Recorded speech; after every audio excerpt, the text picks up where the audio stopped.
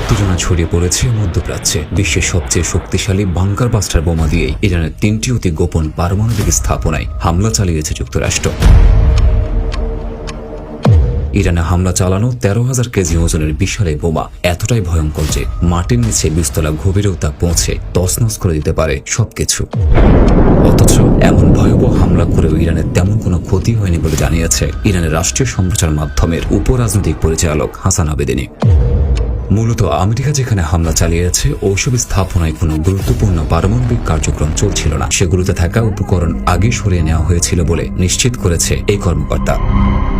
ইরানের Fordow, Natanz ও ইস্পাহান এই 3টি স্থাপনায় বহুদিন ধরে পারমাণবিক কর্মসূচির প্রাণকেন্দ্র হিসাবে পরিচিত। এর মধ্যে ফোর্দো সবচেয়ে গুরুত্বপূর্ণ, কারণ এটি পাহাড়ের ভেতর প্রায় 80 থেকে 90 মিটার গভীরে নির্মিত, যেখানে সাধারণ বোমা কাজ করবে না। আর তাই যুক্তরাষ্ট্র 13,000 কেজি ওজনের এমন উচ্চ ক্ষমতা সম্পন্ন ভয়াবহ বাংকার বাস্টার বোমা দিয়েই হামলা চালায় এই স্থাপনাগুলোতে। যদিও এতে তেমন কোনো ক্ষতি করতে পারেনি বলে দাবি করেছে তেহরান। এই হামলায় যে ক্ষয়ক্ষতি হয়েছে তা পুষিয়ে নেওয়ার মতো বলেও দাবি করছে তারা।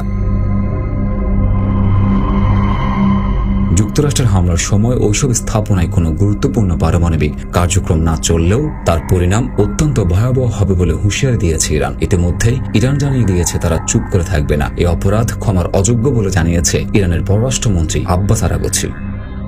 বিশেষজ্ঞদের ধারণা, আঞ্চলিক যে কোনো মার্কিন ঘাঁটি এখন ইরানের সম্ভাব্য টার্গেট। যুক্তরাষ্ট্রের মধ্যপ্রাচ্যে অন্তত 19টি সামরিক ঘাঁটি রয়েছে। এর মধ্যে সবচেয়ে গুরুত্বপূর্ণ হল বাহরাইনের মিনা সালমানে অবস্থিত 5ম নৌবহর। এছাড়া হরমুজ প্রণালীতেও ইরান আঘাত হানতে পারে বলে মনে করছেন অনেকে। বিশ্বের প্রায় 30% তেল পরিবহন হয় এই প্রণালী দিয়ে। এই পথ বন্ধ হয়ে গেলে বিশ্ববাজারে সৃষ্টি হবে বিশাল অস্থিরতা। এই সংঘাত এখন শুধু ইরান ইসরায়েল বা ইরান যুক্তরাষ্ট্রের মধ্যেই সীমাবদ্ধ নেই, এটি যে কোনো সময় একটি পূর্ণমাত্রার আঞ্চলিক যুদ্ধে পরিণত হতে পারে বলে মনে করছেন তারা।